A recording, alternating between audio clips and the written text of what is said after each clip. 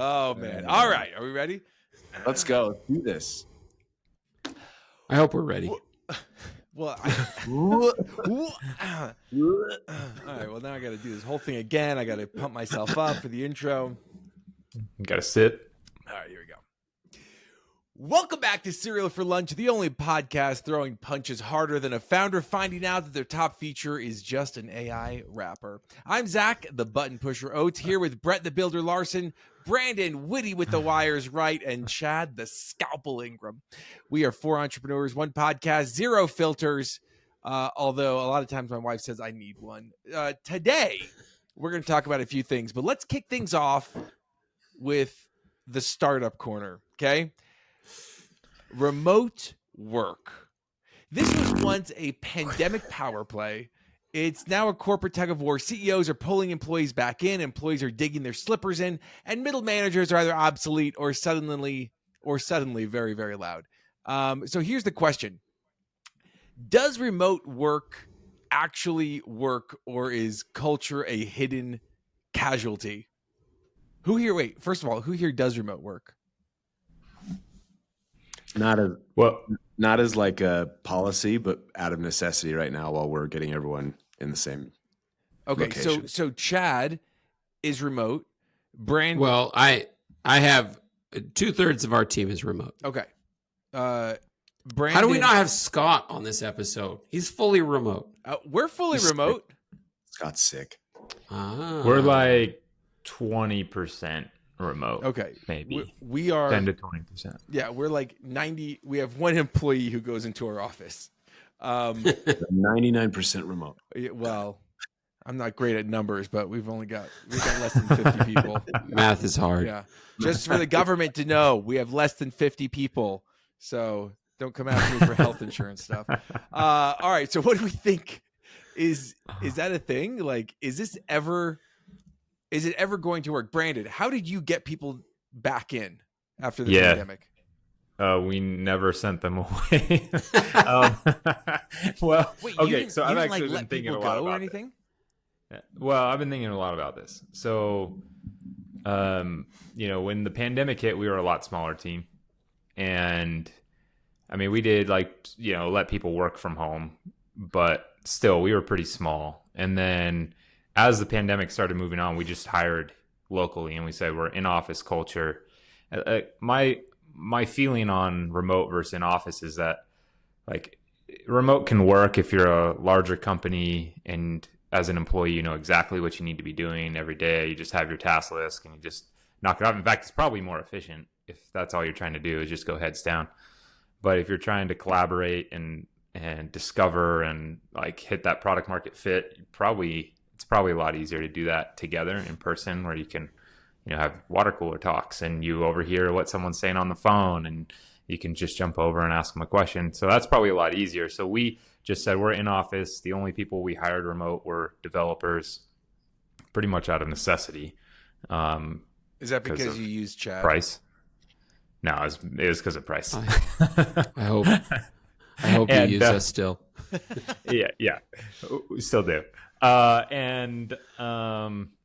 So, but now, the other challenge was we're in office culture, but we also said, if you need to work from home or whatever, you're flexible. And I kind of let things just kind of go in that regard. So now we have people who, are working from home. It's not very consistent. And the whole point of being in office is so that everyone's in the office together, right? That's the real benefit. What's if you're not going to be in the office. What's your rent right now? What's our what? Rent. $20,000 a month. A month? That's nothing, dude. Oh, that's nothing. Okay. I think there's work that doesn't get done when your team is fully remote. And it's not because people aren't working. It's because there's conversations that aren't happening organically. I don't know how early stage teams build fully remote. I know they do. I know there's a lot of companies that do it really, really well.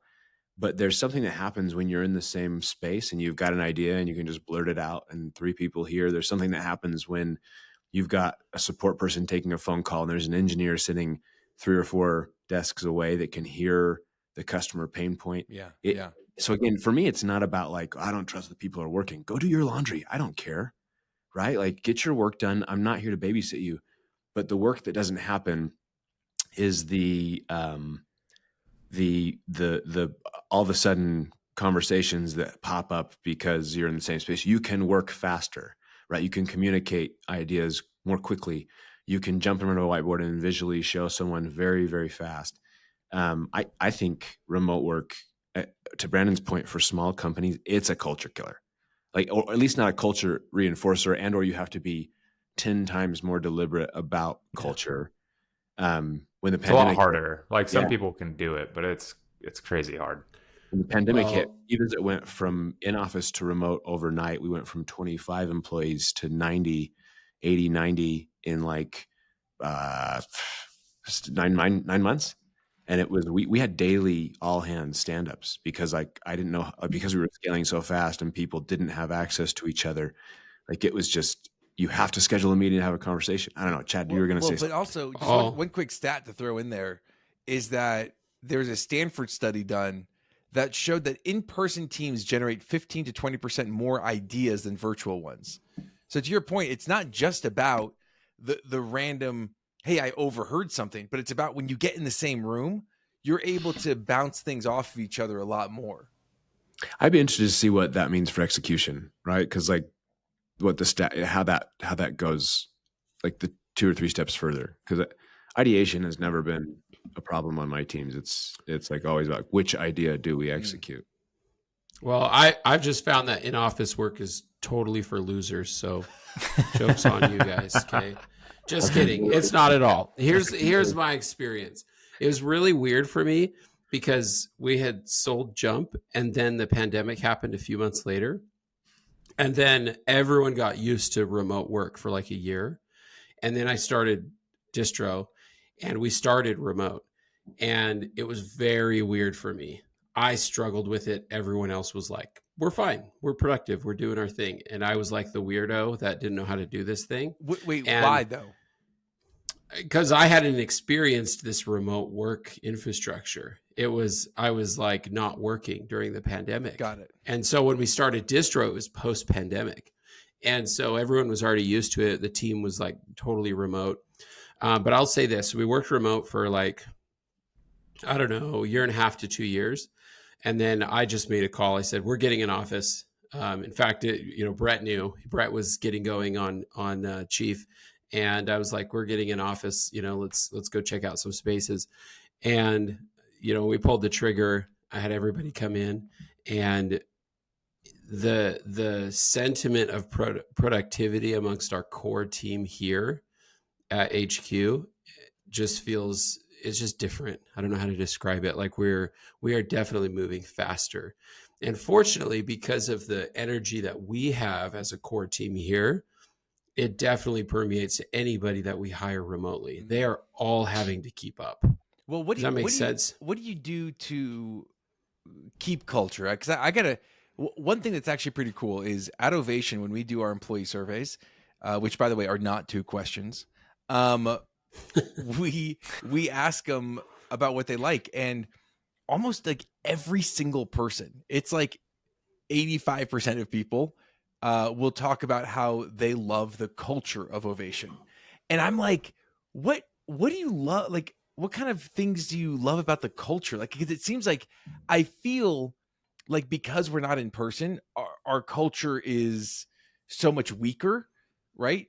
But they still love the culture. And so I'll share a couple of things that we do, but I'd love to hear from you guys first. Like, what do you do for those people that are remote, Chad? Like, how do you help them feel a part of the culture? Well, it's weird. This isn't like a very tactical answer, but I think it becomes tactical. First of all, the more intense I am, the more intense the team is. So the more information I need, or the more participatory I am in the process, they are in the process. And so that goes with the other teammates, management, as well as the other team members. If I'm not engaged, they're not engaged. I could see that like on a weekly basis. If I'm less engaged, they're less engaged. What's cool now is now when I'm leaving, because our team's getting a bit bigger, a little bit more complex. Now, when I leave town to go to like an event or something, I see the activity still kind of going. Now, if I were gone for 2 weeks or 3 weeks, I think we might start to see a change. But like how we lead the intensity, like I don't give a crap if you're working at a desk in your living room. I still need the information and I still want you available when I need it. Yeah. You know what I mean? There is still the challenge of, oh, maybe we should schedule something.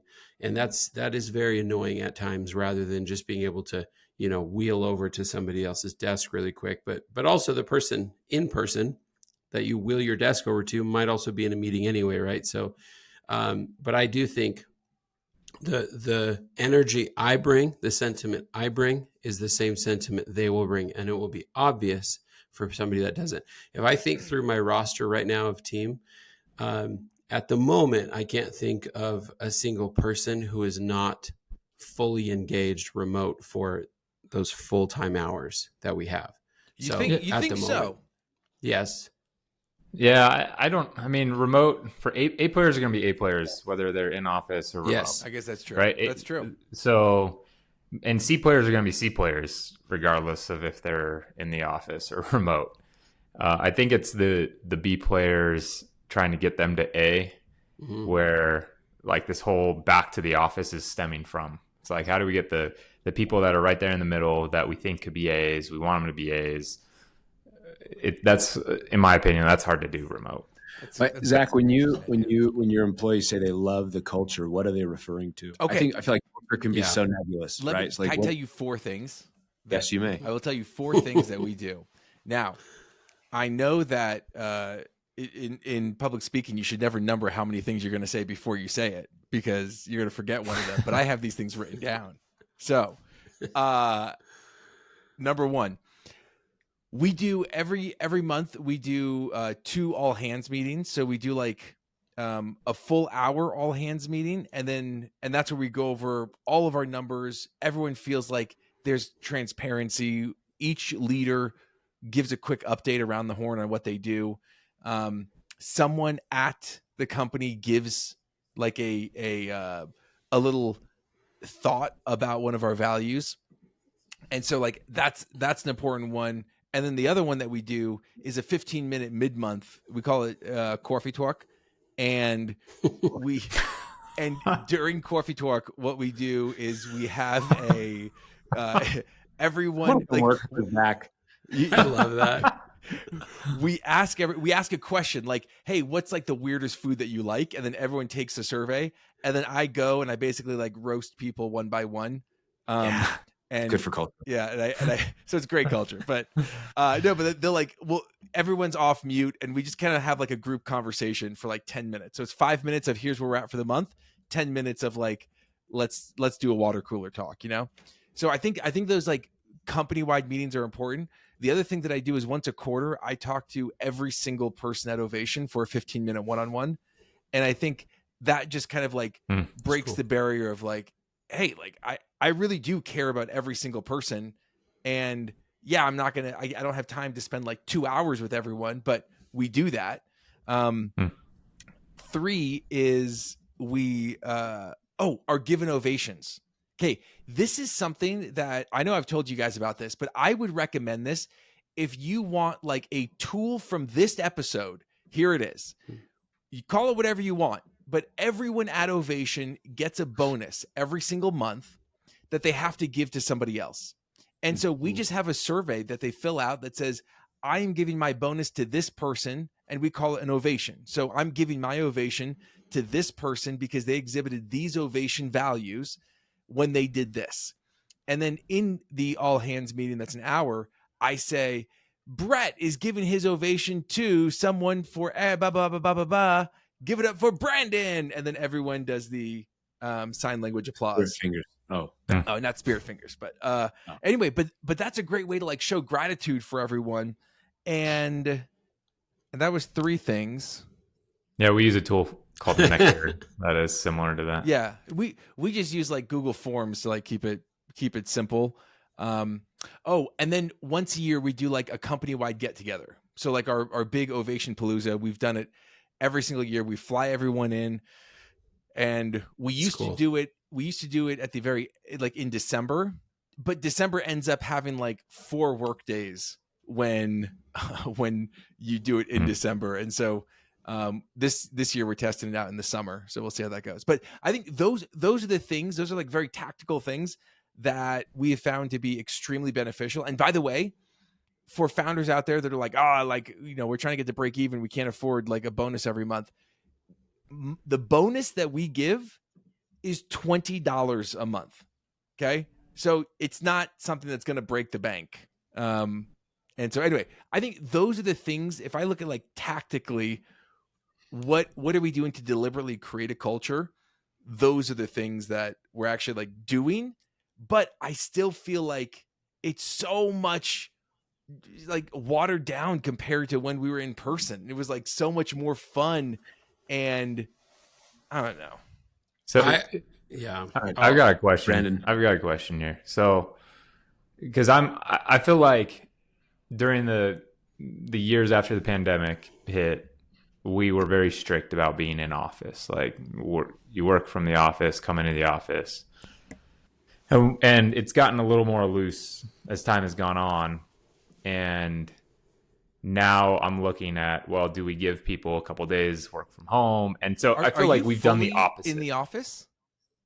Yeah, pretty much outside. I mean, we're like, we say we're in office, but we're flexible, right? So if people need to work honestly, from home I don't for a know day or anyone whatever. that's like fully in office anymore. I feel like even the people that are in office are still like, hey, come in 4 days a week or 3 days a week. Not us. Not us. If we're in office, we're fully 5 days in office a week for here. Yeah, we are. And so, but we're looking at maybe we go like in office X number of days a week and let people Brandon? work from home. What are you trying to solve for? Well, Don't do it. Yeah, that's what I was going to ask you guys is like, so I guess what I'm trying to solve for is, I've got employees who well, I guess part of it is I've become a little bit laxed in holding people to like, you're in the office from these hours to these hours on these days, right? Because you can be flexible as a tech company. And so now we have people who are like, I got to work from home today or whatever. And then it's tough when you've got people, some of the team at home, some in person, you're having meetings and you have to do the hybrid whole thing. And so part of me is like, well, what if we just said, these are your days that you can work from home and you're in the office the other days? We did when we were partially hybrid, we were like Monday, Tuesday, Wednesday in office is how we did it, and Thursday, Friday was work remote. And then I hate the idea of Friday remote personally. I'd love to hear how it works. Okay, this Monday is and Friday what we remote did. turns into a 3-day weekend. I just honestly, this is probably the wrong answer. I gave up on Fridays. Like I just say we have what we call as focus Fridays. So there are no internal meetings allowed after lunch on Fridays, because that's the time that you prepare for the next week. Because look, no one was working anyway.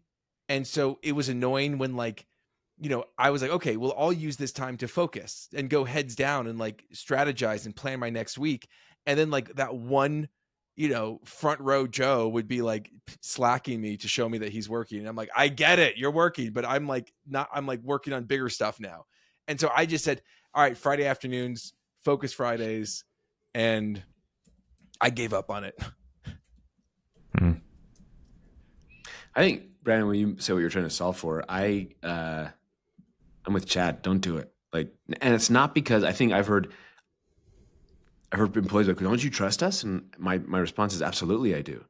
And it's like, I need to help you understand why we have an in-office culture, right? Like there's the vision, mission, values.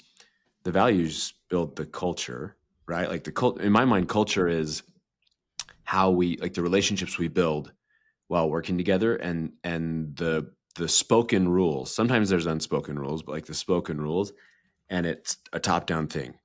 And so helping my team understand, like, here is why we are in office. It's not because I don't trust you. And by the way, you do have flexibility, right? If you got to take care of something at home, like someone's come to repair something, like, I trust you. If I have to babysit you, this is not a great fit anyway. But like, why do we have an in-office culture? It's because we're a high growth, fast, big vision startup, and we're trying to build something super impactful. And this lets us move faster, lets us execute more quickly, execute out loud. Like, you can see the work that someone else is doing, and it informs your work. And I just think, I don't know. I really genuinely don't know how you scale. Companies are doing it. I'm not sure for my personality how to scale a company like with everyone being remote. Yeah, I would struggle if we were all remote, but I feel like I could do it. And I don't like this, but I feel like it almost verges into solving for me. But I have team members that also hate being remote. So the ones that are here on my team that have like told me just straight up, I need to go to an office. I don't like working at home. But for me personally, I need it. I need to like you're like a super extrovert, Chad. Like you want to be around people sometimes, all the time. So you know what's kind of funny is that I think that would be like the stereotype for me, but I like long for alone time. It's kind of wild. Really? Yeah. So it's like, yes, for sure. I like have to schedule alone time. Like it's kind of funny. This is a whole other conversation, but like it would seem that I'm like, very extroverted, very life of the party, but like, I get on a plane and it's just like, give me a minute. But anyway, I have team members that really need that. So what does work for us is creating a core team and having a headquarters where we're there. And I am open to hiring remote people. But like, for example, we launched a new role, like as we started building our sales infrastructure here in Utah. And we specifically decided to, because, we have a competitive advantage where we can use our own product. Yeah. And it helps us hire really good people, and we can pick the best of the best out of our database and interview them. And we strategically decided, let's hire this role remote. Let's hire it here in America. And guess what? In many cases, the role remote is beating them. So it's not that in every case, they're putting in more time, more hours, more productivity. It's not that in every case, I think that you would see that. But I guess what I'm saying is that it is possible to have your cake and eat it too. But it's a challenge for sure. I just think that I have found it's so hard to hire in person. Like I haven't been able to get somebody to commit to join you. Yes. Like if like it just I haven't done it, and maybe I'm just not being like visionary enough to like get them excited about it, but I feel like it just hasn't worked out. But one of the things that we have done, because I think that to your point, Chad, is like a fish stinks from the head first, right? And so it's like it's about that founder culture. And so like me and my co-founder, we get together for an hour and a half to 5 hours every week, right? Every single week, at least an hour and a half. And then like every couple of weeks we do a half day, because he and I, like, we have to be so lockstep aligned. And I think that's really important as well. And we'll even do like, Definitely. We do like camping trips. We just went on a camping trip together. We'll like go on double dates. Like, I think that I love that you camp now. That's my favorite thing about you now. Actually, that you have an RV. Do you want to see what I built in my RV last weekend? Yes, for sure. You're even doing projects with like tools and everything. That's so awesome. Close. Oh, okay. All right. That's very cool. This is a Lego set. That's so awesome. Wait. Watch this. Hold on. You put in the coin. You actually have to put in the coin. And then no way. It actually like works. That is cool. Come on. Okay. Cool.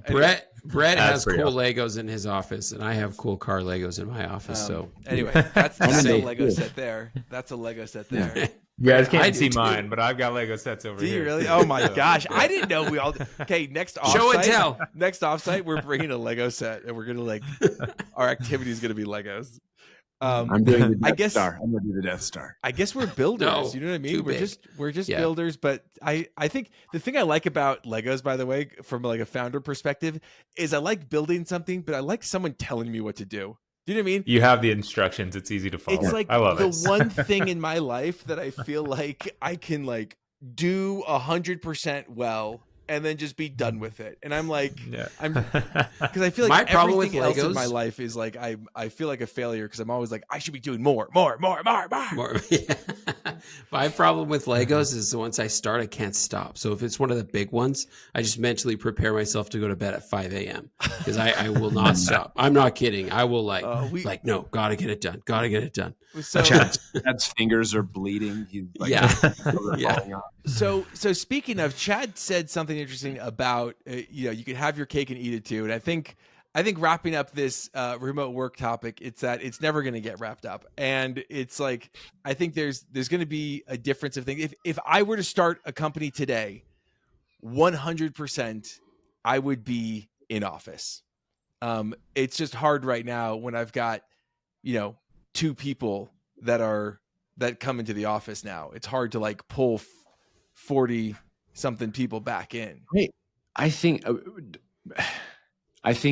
you, if you want it, you should just make it happen. You will probably lose a couple people as a result. Our, you think about our entire leadership team. Jamie Dimon like, forced everyone back into office, and people threw a big fit for like 2 weeks, and they're like, "All right, this is what we're doing." And so I think like change is always uncomfortable. People think that they're losing something, but I don't know. I'm with Chad. We're not fully in office, but most of us are here. We just get to move faster. Culture is built easier. There's trade-offs. Yeah. But speaking of having your cake and eat it too, let's talk about apple pie. Let's talk about Apple because they're back in the headlines. That was a rough transition. This time, they're back in the headlines for something called liquid glass, which sounds futuristic, but under the surface, it's, to me, I don't know about you guys, it's starting to feel like they're just stirring the same innovation soup, but with like a shinier, clearer spoon. So like, are we witnessing genius, or is Apple now just like the Louis Vuitton of Silicon Valley, and they've just kind of like stopped? Like what's going on? A couple things. Apple's never been an innovator. They always perfect innovation. No. Listen, they always perfect innovation. Right? They weren't the first group to release a smartphone. They weren't the first group to release an iPod or a music player. They weren't the first computer, but they perfect innovation. I feel like they innovate in the iteration. I think that liquid glass might be setting up for a evolution of form factor where it is just a pane of glass that is embedded. I think they have a couple of patents out there. But honestly, I like watching the little bit of the keynote I watched. I was like, this is nonsense. You just built a different UI or enhanced the UI. I gotta say, I gotta disagree with you on the innovation thing, Brett. I feel like the most exciting thing was the hold feature. Now, if I'm on hold, Apple recognizes it and will notify me when I'm not on hold. I'm like, that's pretty cool. Like, if that's the most exciting thing out of the Worldwide Developer Conference. Okay, but disagree, Zach. Okay, Let's hear it, Zach. Wait, sorry. Speaking of work from home, sorry, buddy. I'm working. Go ask mom.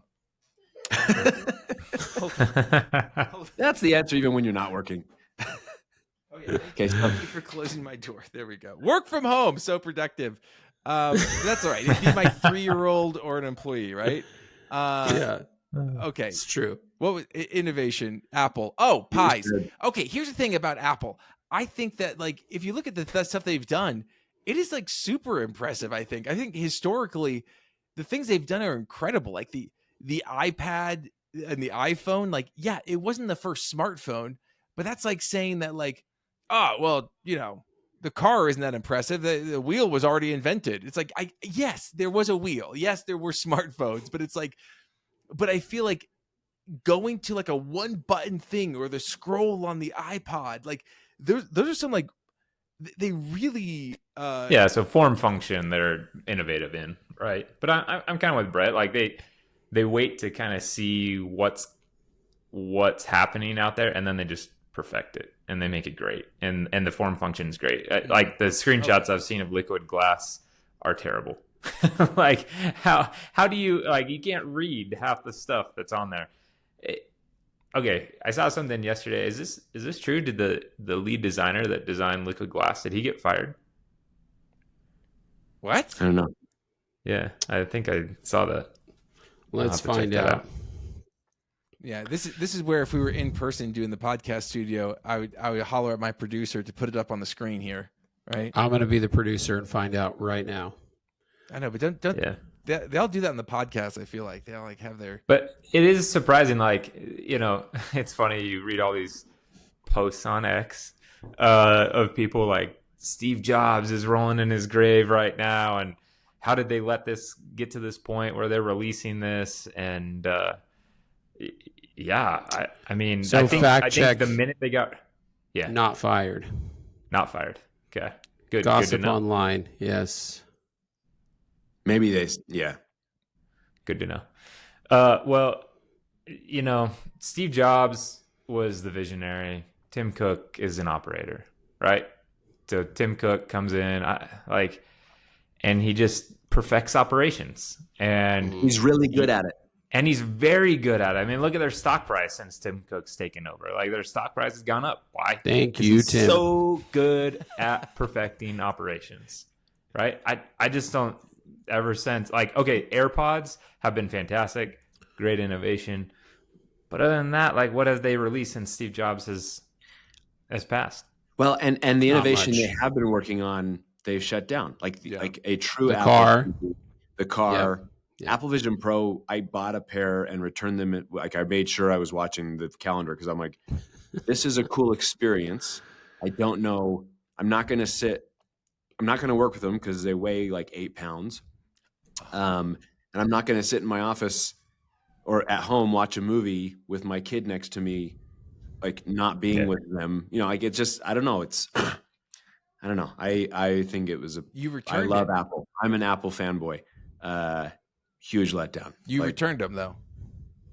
well, yes, I did. And I think the thing that's even more frustrating is they own like 85 of our work attention during the day, the devices we use. And you guys are all Apple users, Yep. all iPhone users.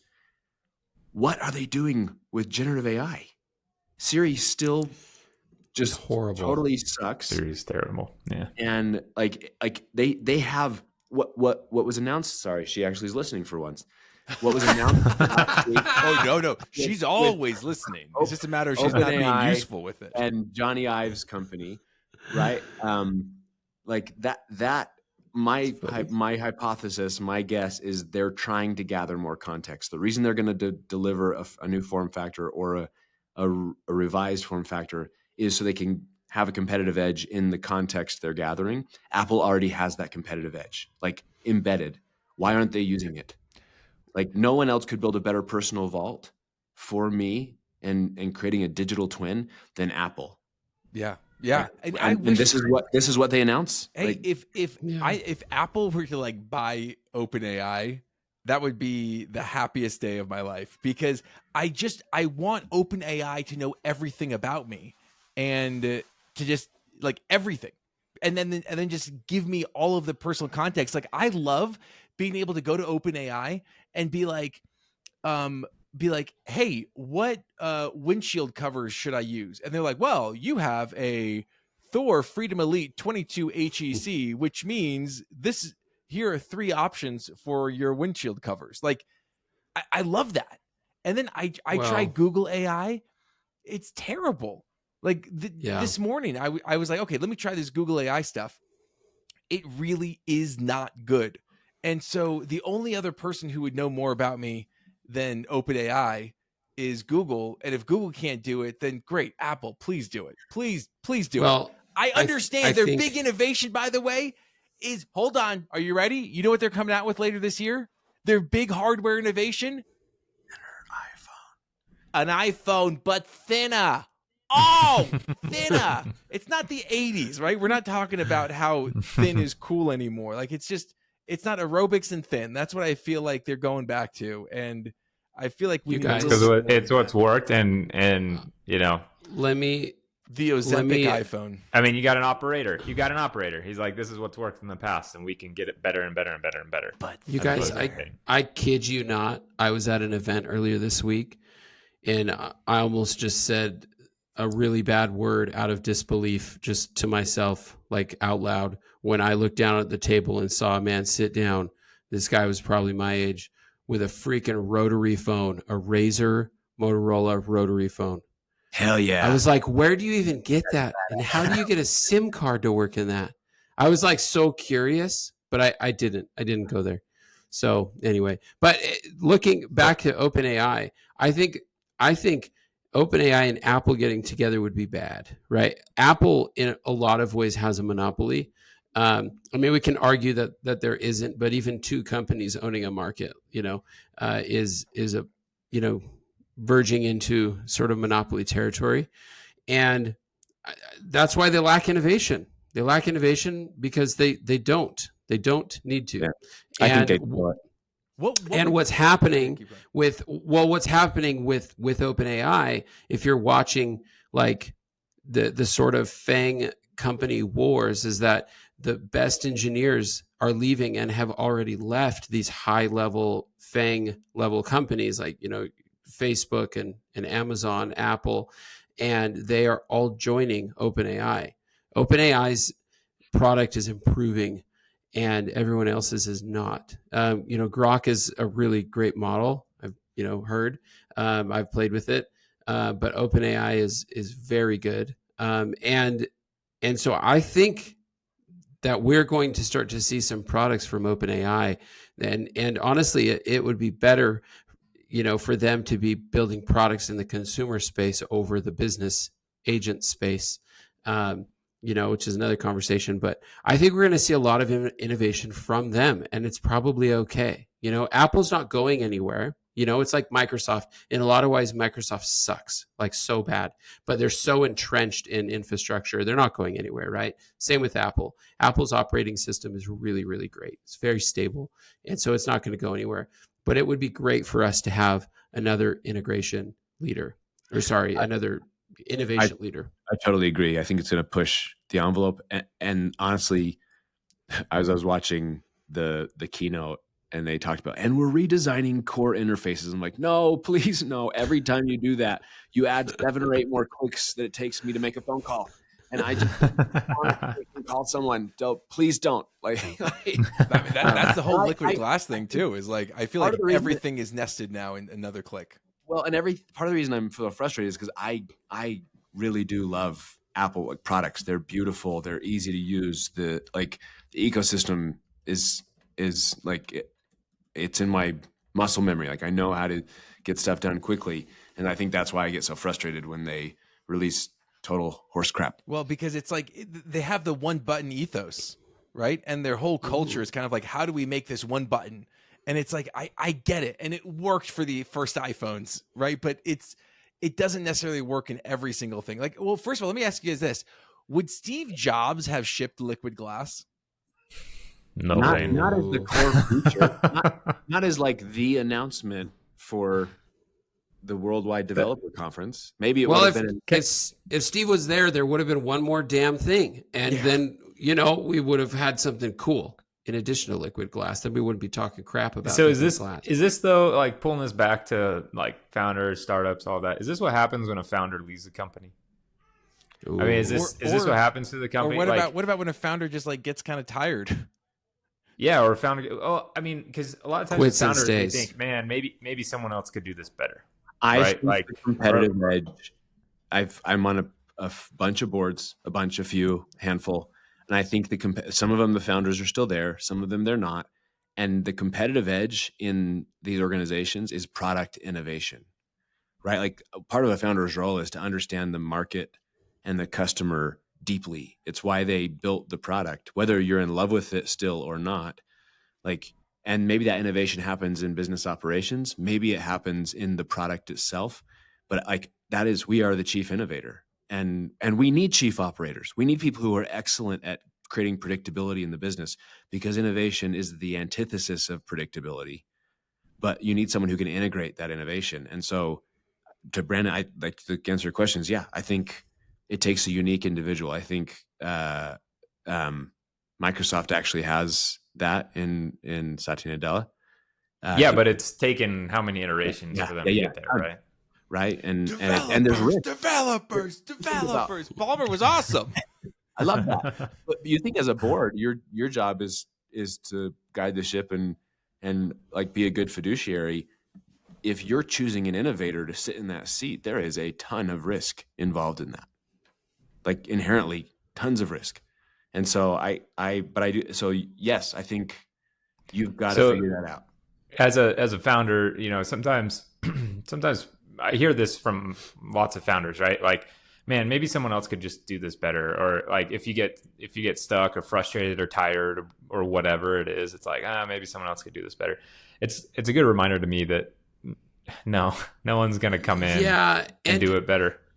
I think I agree with you. I've seen several struggling startups, at least in our community, but I think the same would happen in the East Coast and West Coast, where a founder gets replaced. And why do they get replaced? They get replaced because they're under quarterly board meeting pressure because they're not hitting their numbers. And then who replaces them? Who is the board? Institutional investors. Who do they replace them with? Oftentimes people that they know from their own group. And they're not the right freaking people. So I was just listening and it almost always fails. And yeah, so that's a big plus. That is a big plus. I mean, they might though. But I was listening to Lex Friedman's podcast a few days ago with the CEO of Alphabet, Sundar, and the guy's an innovator, right? He came from the ranks of the company. He led out some of the products that we use today, like Google Maps and a few others.